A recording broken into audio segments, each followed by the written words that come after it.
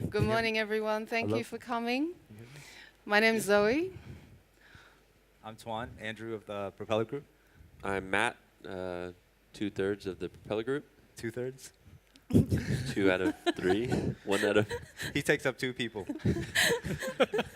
I'm sick. I'm sorry. I'm Phunam, part of the Propeller Group. I'm June. Sorry, everybody, if this talk is a little bit weird, because the whole headphone thing is weirding, weirding us out right now. So just to begin, we're having a conversation between ourselves. One of the things we do regularly, including with June, is we have these really brilliant email conversations that rock back and forth quite randomly, but always with meaty content. So it's going to be somewhat like the conversations we often have over an email. But just to start, I arrived last night. I was supposed to take a 5:30 a.m. flight from Saigon. It was cancelled. And it was a United Airlines flight with predominantly Chinese on the plane. We were held by the communist security officials for an inordinately long time. And my mind kept thinking, oh my God, is this because of the protests that just occurred in Ho Chi Minh City last night? For those of you who don't know, in Binh Dung in southern Vietnam on Tuesday night, we had a very rare occurrence in the country with mass protests, 200 people imprisoned, all about the Spratly Island disputes and the fact that China's laying claim to a part of the world that Vietnam strongly, very strongly, believes is a part of their world. And I couldn't help but wonder about, I went online and there was a whole phenomenal amount of film imagery, videos, still photography of the protests with these young people. This is Tuesday night, Tuesday afternoon. And all of this film imagery, social media flooded with a story, a narrative, an image of Vietnam today. And I kept thinking, this is exactly the kind of monument that is present in Vietnam, because our physical landscapes are so restricted and increasingly less connected to the contemporary realities that we live and know today. And that's where it leads into a discussion of the Propeller Group's work and understanding how much, for the Propeller Group, the filmic image, not just the filmic image, but image making also in general, stands in for kinds of monuments in contemporary life. I'm also struck, as a curator who lives and works in Vietnam, of how many visual artists I work with, rather than referring to textbooks, they refer to film, they refer to Western journalistic photography, they refer to photographs taken by family members that are not circulated. And these are the kinds of historical monuments that stand in as opposed to text or physical sculptural monument that we ordinarily very common to associate with this idea in the past. So I'm thinking of a previous work by Tuan Nguyen here, who produced a sculpture of a bat which had a monk sitting in the top of the bat burning a flame, which was a reference to a popular journalistic photograph of Thich Quang Duc immolating himself in 1963, right? It was actually a reference to a monument that had been recently erected by the government in Vietnam. But the monument is a reference to the action, the political action of protest by the monk in 1963 against the puppet regime set in place by the US. I also started then thinking about a painter in Dalat, trained locally. He found a photograph, black and white, of a farmer during the land reform movements in Vietnam, of a landlord being tied with wire behind his back, and he painted this exact image. And for him, this stands in as a kind of monument of that period of time in Vietnam. So for thinking about the Propeller Group, I mean, you know, you guys have questioned forms of ideology a lot in your work. And I was struck this morning with Tuan, you were telling me about the Statue of Liberty and popular film and how it's always in this state of decay. Yeah, I think if we can begin talking about monuments because what I think we do is we're interested in how political monuments and monuments that symbolize some political gesture, how it's portrayed in popular culture and media today. So a good example is the Statue of Liberty. I remember seeing the original Planet of the Apes, and at the very end of the film, the Statue of Liberty appears, and we are all of a sudden brought back to Earth. But it's post-apocalyptic. And it's funny because the Statue of Liberty appears often in these post-apocalyptic films, which I think is a nice kind of way to kind of start talking about monuments and how they're kind of, how they now kind of play a character in film and in popular media today. In the slideshow later on, we'll see some images of like the Statue of Liberty in these post-apocalyptic films.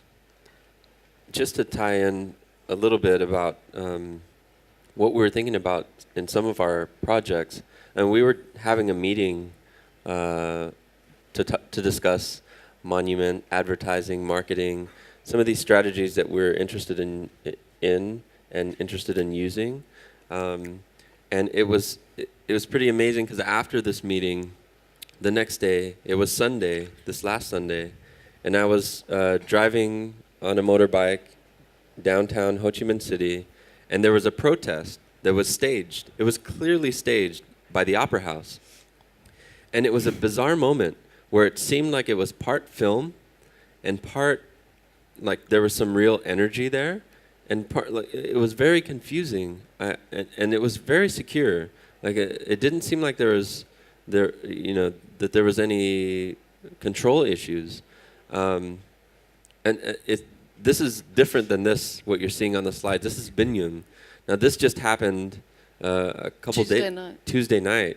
So this is a reaction from the people in the community, and they're angry over the issue of these islands that are being contested. So it was a very bizarre experience for me to see the protests in these controlled environments in Vietnam. It sort of seemed like a controlled protest. And then to see these out of control actions that are happening at the same time. And so I couldn't help but think about how things are constructed and how things are manipulated and put into the media that generate a certain response. I don't know if that's what happened that led to these protests in Binyun, but a lot has been percolating in the media in Vietnam and in the region and overseas. So it's a really, it's a topic that's being discussed a lot. So it's at a boiling point, I think, in Vietnam at this stage, at this What I think is time. interesting about the protests that occurred on Tuesday night and thinking about the construction of what it is to be Chinese, perhaps.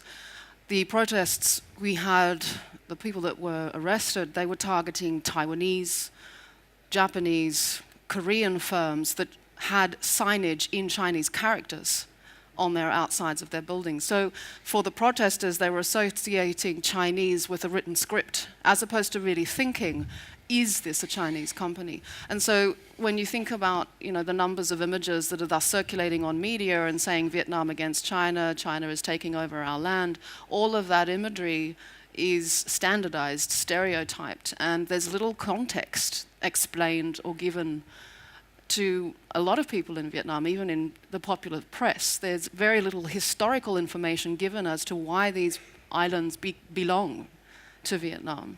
And I think that construction of history, the fictionalization nearly of what it is to be Vietnamese against China, I am quite concerned about how young people will grab onto a concept as opposed to actually thinking, is this something that I believe in?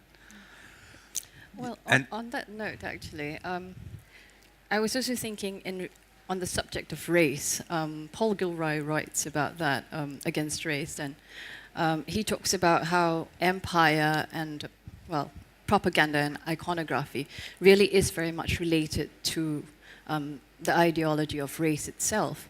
And then, which brings us then to the question of what it is that you intend with this particular work. And perhaps So you want to go into a description of the work, but inserting, given the subject of the protests and it being couched on perceived race, what do you imagine happens in a work that then takes on bling, which itself is onomatopoeia. So, it's symbolic. It's the sound of it. It's a sign, right? So that in relation to Lenin, and given that hip hop is very much has racial overtones as well, what you think, or what exactly you're trying to propagate, in a sense, with this work. But maybe you guys need to recall describe the work. Let's recall the work first. Yeah. I think describing the work would be good. Yeah. June and Zoe are referencing a recent work that we did that was first exhibited at Lombard Freed Projects in New York. A body of work called Lived, Lives, Will Live. And most recently exhibited in Carl des Arts. Canada, Nimes, France. What the body of work is a proposal where we uncover the head of a Lenin monument that was toppled in 1991 in Berlin. We gold plate it, we hang it on a 10-meter long necklace, and then we hang it on the largest still standing Lenin monument in Volgograd, Russia. So it's a proposal, but the proposal takes many different forms. We did we did a life-size scale of what that would look like. We did some photographs to mock up what the image would look like in real life. And we did some smaller scale models to kind of give viewers a sense of the scale. So you would see Lenin, and the images will come up. Maybe we can make the slides go a little bit faster. So that body of work is a body of work that we're still continuing to develop. So that's the brief description of the work. We'll start to see slides very soon.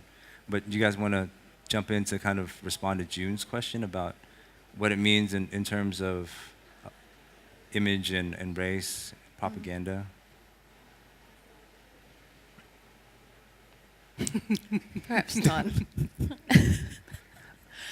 For me, anyway, the project actually collapses ideas of nation and race in many ways. It's by placing an image of Lenin on your neck in the form of a Jesus chain, and knowing that that as a phenomenon spreads across contexts that are not just in the US. Like you see it in Vietnam, you see it in Latin America.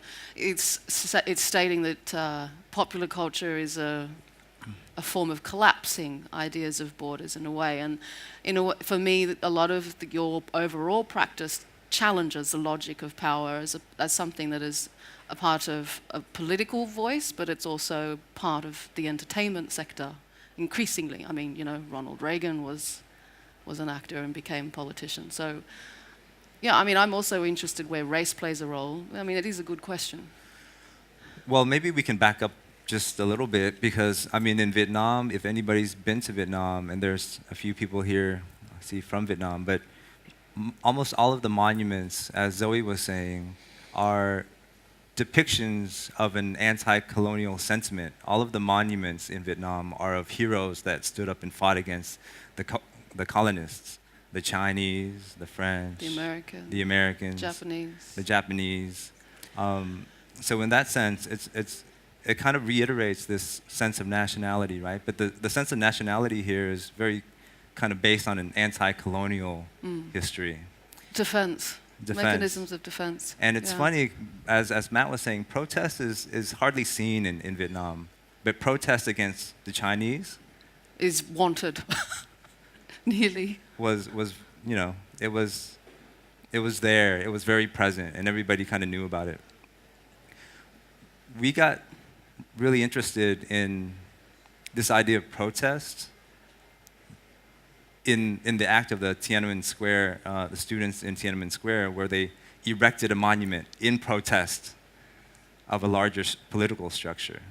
And our whole kind of thought process and this practice investigation in regards to monuments and how they operate and how they kind of come down and how they have kind of characters of their own began with our research in the Tiananmen Square student protest, where the students erected a how tall was it? Like 13-meter tall monument that they called the Goddess of Democracy. They placed it in front of the huge image of Mao in Tiananmen Square as a protest for a more democratic kind of structure.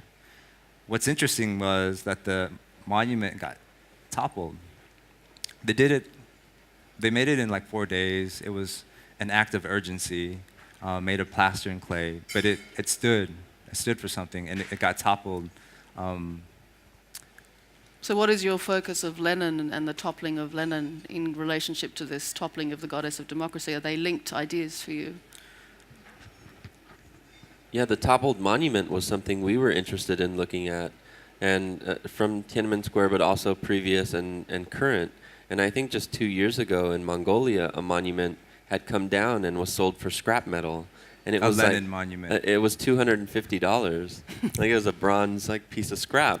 And so it was really interesting when we were doing this research and looking at how Lenin was the most monumentalized figure in history, and now is the most toppled figure in history. So that was a sort of starting point for using Lenin, the icon of Lenin, as part of the work. And since we began the work, we started doing this work about 2 years ago, maybe 2.5, 3 years ago. There have been a few Lenin monuments, i.e. Kiev and the Ukraine, that were toppled in protest. So it's quite funny to see it happening in a present time, in a present political climate. Slightly more facetiously, I mean, in relation to the toppling of monuments and the fact that the scrap metal only sold for $250, I mean, that's pretty much the idea of the essence of sculpture as well, that it is in its form and its absorption of a particular figure, which imbues it with that meaning. And which is then the reason why, the idea that it gets toppled seems to be such a terrible thing, that you've forgotten what that monument is. But in doing that, you are presuming then there is some kind of soul in the monument, which then facetiously links back to hip-hop. But that's precisely what you're trying to do. That's an idea you're playing with as well, in changing it to a Jesus piece and wanting the monument to actually wear it and in a way return that importance back to the monument, or is that reading too much? Well, I don't know if that's reading too much, and I think this is even more ironic that in the process of doing this project, the actual monument that we used to model the head for that bling. This monument here. It's in Berlin, at Berlinplatz, and the government disassembled the monument in pieces and just sort of threw it, and it was eventually buried. Yeah. Now, the Spandau Citadel, this woman, Andrea Thiessen, is organizing the show where one of the works that she's presenting is this monument. So they're unearthing the monument, they're restoring the monument, and they're going to display it again at this museum. It's a collection of over 100 different sculptures and monuments that have sort of been forgotten and shoved aside for many different political reasons, and so there's some pretty prominent works there that haven't been seen for a long time that are going to be seen. So I think it's interesting in terms of value, how we perceive value over time. Does it shift? I guess it depends on what the current situation presents for that to be valued or re-evaluated. So yeah, I don't. It's complicated, and I think this adds to the complication that this resurfacing is happening as we're talking about these issues. But you're resurfacing as relics, and perhaps that ties in with what Zoe was mentioning earlier on in our smaller conversation about apocalyptic, a sense of apocalyptic present in the present. Right. It's funny because we were also talking about how monuments, even monuments that are still standing today, seem like they're just relics now. What is the relevance of a monument these days? You look at the memorial site for the Twin Towers, and it's not a tangible monument anymore. Like the tangibility and the permanence of monuments don't seem relevant as it might have was in the early 1900s when all these monuments of Lenin were being erected. And maybe hence that's what the post-apocalyptic films are referring to. Maybe in the future there are no more monuments. It's just Films. films on YouTube. I mean, I think what's interesting in the context of Vietnam and the fact that you guys are interested in the reevaluation of history, the reevaluation of a monument, the questioning the value of the past, how do we reconcile it visually? When you think of the context of Vietnam, we don't have that social space. We are not allowed to question what is in front of us in any public level. The amount of restriction that we face is, for an artist, it's quite limited. And I think that's why the film world, the role of the virtual, social media, blogging, that's why this area is where history's values are being recirculated, redisseminated. And in terms and questions of protest, like it wouldn't have happened without those kinds of spaces. So when you think about the World Trade Center now being two beams of light that's intangible, it's kind of matching our age, that visually we rely more on what is intangible to remember as opposed to what is permanent. I mean, this whole question of what is permanent is also, for our era, it's no longer the value point. The copy stands in to be as equally powerful as the so-called original.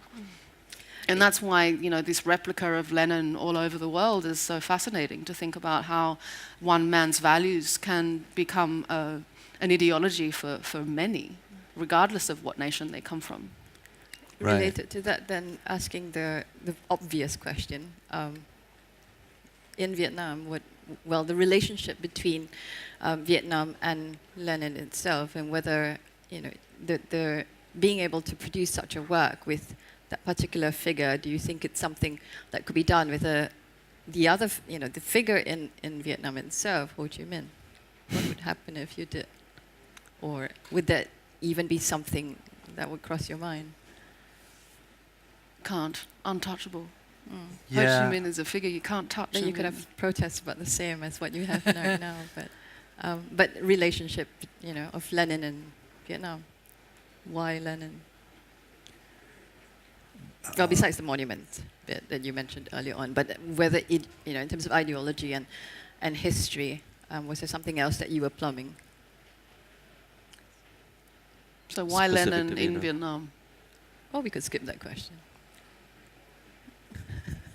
You know, the truth is we've never shown this work in Vietnam, and we probably wouldn't show this work in Vietnam. Could we? I don't know. That's a question for. Nah, Quinn is saying no. We probably couldn't. Okay, Zoe, no, No. probably not. We thought about it. We thought about the Hanoi Lenin sculpture that's there. Yeah, there is a Lenin monument in Hanoi that we wanted to interact with, but then we woke up and we realized it was just a dream to do so. So it's a bit of a displacement of, or would that have been would that have been a greater desire to, you know, monumentalize Ho Chi Minh in your work rather than Lenin? But given that it was not something that could be done, then you have, you know, it's a displaced desire in a way. No, actually, we were really interested in Lenin, what he stood for, and that he was historically the most monumentalized figure in history. I read somewhere, this might not be factual, but there's more monuments of Lenin than Jesus Christ in the world. I don't know, but it's interesting because when Lenin was alive, there were no monuments erected to him. It was only after he had passed that Stalin started erecting monuments to Lenin in order to kind of then erect monuments to himself, which led to this whole phenomena of like cult of personality, which then led us to think about in the past, people looked to monuments as their idols. They were something to look up to, literally and figuratively. Now the youth aren't looking to these figures anymore. They're looking up to Jay-Z, Kanye West, Rick Ross. Rick Ross. And these characters in pop culture are really interesting because they're actually making gold pendants of their own image and wearing them. And then they've taken it a step further by having their pendants wear gold pendants of their image. So it's their image repeated 3 times. So they're, to us, they symbolize so many things. They're walking monuments in and of themselves, for and by themselves. There's Mr. Matthew. Thank you for adding that. sporting a Lenin piece. But these images of personas that get bedazzled, that become like jewelry, that in a way for us it kind of operates the same way that monuments operate in the landscape. Is there a particular ideological purpose to creating the work? I mean, in the sense of, you wear your heart on your sleeve, but you wear your ideology around your neck.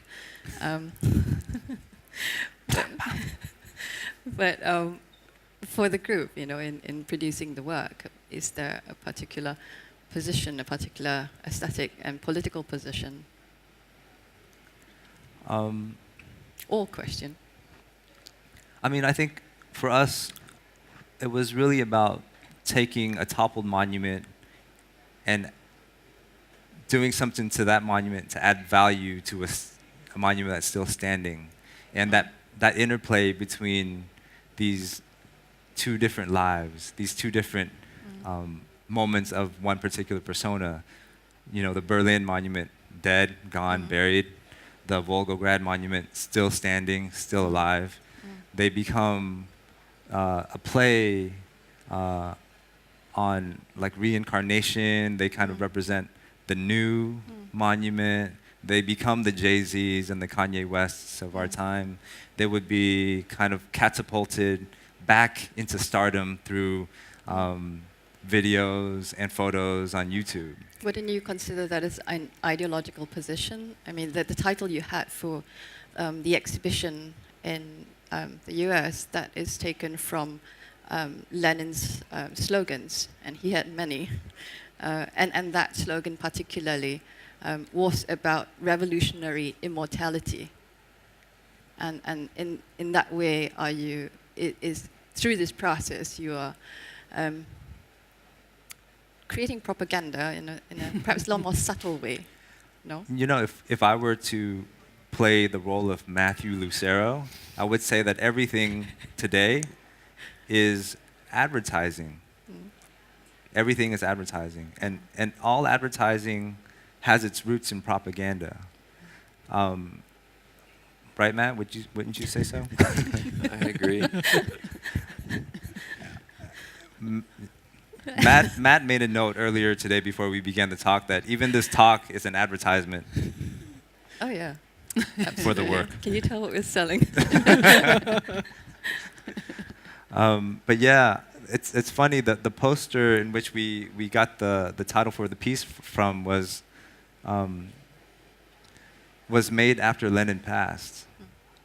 And yes, it's about the revolution, the immortality of revolution. But that's funny. We're at odds with that kind of thinking now. You see it still in media, but the irony is that it's all media. And these are the ideas that we're trying to wrangle with and wrestle with. We grew up in a generation where we really don't know what's true, what's real. I don't know. Was that a Junior starting? Go on. Go. No. I started thinking of the biopic, like the Hollywood biopic, and what that does to a character, how it revitalizes a character or reinvigorates a character, whether it's a real historical character or a fictitious one that's been passed on through generations and generations. But I think that's something we're also interested in, and looking at filmmaking and how something can be completely irrelevant, but then it enters the cultural framework and then it has an impact. And part of our Lenin as series, where we paint on original oil paintings that we purchased from the Ukraine, and we bought these paintings. And Portraits of Lenin. Portraits of Lenin, and we've embroidered onto them hair from different Leonardo DiCaprio films. So basically every film in Leonardo DiCaprio's filmography is a Lenin painting. And it was sort of like thinking about filmmaking and the power of revitalizing a character or a historical event, or the importance of history, or some importance, I think, even if it's capital. So I think that's part of what we're interested in as well.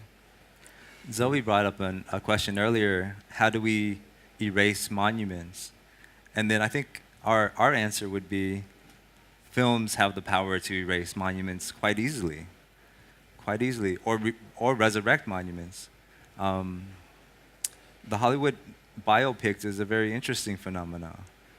We see it, this resurrection of Che Guevara, and kids then like wearing Che Guevara's T-shirts, like, to bed, to school, and then to parties, like, and it's funny to us how these figures get resurrected and how they kind of re-enter, like Matt was saying, the popular landscape. But does that reinforce the figures, like the Statue of Liberty stuff, like all the decaying Statue of Liberty? Well, I think this images. is a little bit different because Lady Liberty was never a real historical character, right? Like we're talking about the biopic, no? What? She's not real? But I think we're going to have to wrap up in a bit and open up for questions and answers. But Tuan made a very good statement earlier where he says, we replay history, we don't know history. And I think that was a really pertinent statement to say about how we engage with the past, how we look towards film and video on YouTube as the statement that reminds us of where we've been, but how much interplay, retrospective interpretation happens. When I look at the youth in Vietnam today and I ask, why are you protesting? And they'll say, because China wants our land. But you ask about the background of the disputes and they've no very little fact. So for me, a lot of what you guys challenge is this question of historicizing the past. What is history? And I think by merging Lenin and DiCaprio in a form questions two major tropes of thinking, the entertainment world and the political sphere. And by collapsing the two of them into one space makes you question your own value system. So maybe on that note we should ask if there's any questions from the floor. Or maybe not. No. If you got some question, I will give the mic to you and just ask. Don't be shy. No. Oh, I think I saw Quinn's hand over here. This lovely lady in the blue teal. Oh, maybe Jane had a question.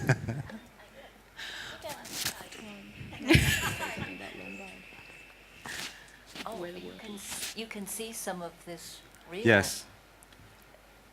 factual in booth 1D41. Thank you, Jane. Jane Lombard Advertising of right Lombard Free Projects, New York City. Bye-bye. Maybe no questions. Okay.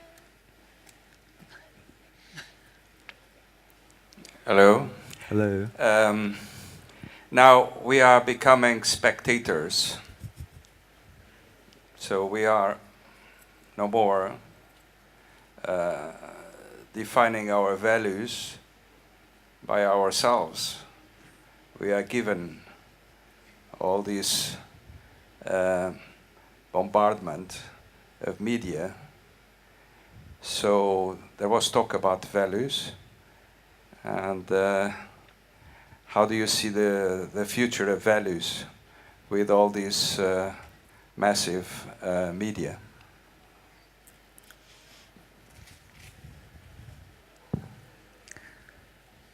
That's an interesting question. I think Phunam has a really good answer for that. Well, I have to think about that one. Well, you know, it's interesting because a lot of my friends are in like e-commerce, and there's, you know, Bitcoins are really like this new like type of currency, which I think is interesting to talk about. Maybe it's totally off topic. June's laughing. I think June wants to respond to that question. No, absolutely not. You know, you talk about, I mean, this was the classic, this was the conflict of the 20th century, values and value systems, right? Capitalism, communism, and then we start to enter into a time where YouTube videos, if they hit over 1 million, if they get over 1 million hits, there's some value in that. I don't know where I'm going with this answer. I think that It sounds a bit value is definitely in image now. It's more and more in image now it's a bit than of before. like, well, this is from science fiction, so I assume it's also real. It has to do with a sort of reputation economy, in a way. Reputation economy. Yeah. That's all I had. Okay, that's good. Yeah, Which, well, a lot of things run on right now. right. The number of likes you have, the number of YouTube views, and it can be quite terrifying, I suppose. You know, where democracy can be quite terrifying when you have huge crowds of people behind something, as you do in a past week in Ho Chi Minh. You know, it's a power that when unleashed, you don't really know what's going to happen. I think we live in a really dangerous era where we can click on a Facebook page and say, I like, and then we're declared a part of that cause, as if we fundamentally understand what that group or that individual stands for. That worries me when it comes to thinking about our sense of social values, that something can be so easy to appear like we are in sympathy, but then to walk the talk, to act the talk, carries a whole nother level of responsibility that sadly I feel not enough people are able to carry through. But then the dismantling of it is just as rapid as well, isn't Yeah. it? Yeah. So longevity of any particular fad, it's really suspect these days. Right. There, you know, image, a public persona's image, a public figure's image, like Jay-Z or Kanye, they have to maintain it. So they have to continue to create, different social phenomena to get the views and the likes. Public relations. And I think that's really interesting because we were just looking at Edward Bernays, and the guy he was Sigmund Freud's, I'm sure everybody here knows about it, Sigmund Freud's nephew. He created the idea of public relations based on a lot of Sigmund Freud's studies and studies on propaganda, and he merged it with advertising. It was, it was a right fit. And so maybe my answer to your question is value now is an image, and image is determined by public relations, PR. I also think it's changing a little bit though, because now we're spectators, but we're active participants, and so many more people are able to participate in that media pool. And I know it's a bit of a stretch because the media industry is so big, and and all that. But when I see the protests happening in Kiev, for example, I mean, there's so many people that are documenting. It's incredible. It's pretty incredible. It's something that I can see that I've never seen before. And it impacts me in a way that I can only be impacted like that through film, honestly. So I think it's changing things. I don't know how and where it will go, but I don't think we're just spectators. So I've been told that we have to wrap up. That went really fast. But please go and visit the Propeller Group's work, part of Lombard Fried, booth number 1D41. And if for any of you who are in the region and have time to visit Vietnam, please come visit San Art, the organization that the Propeller Group and several other artists co-founded.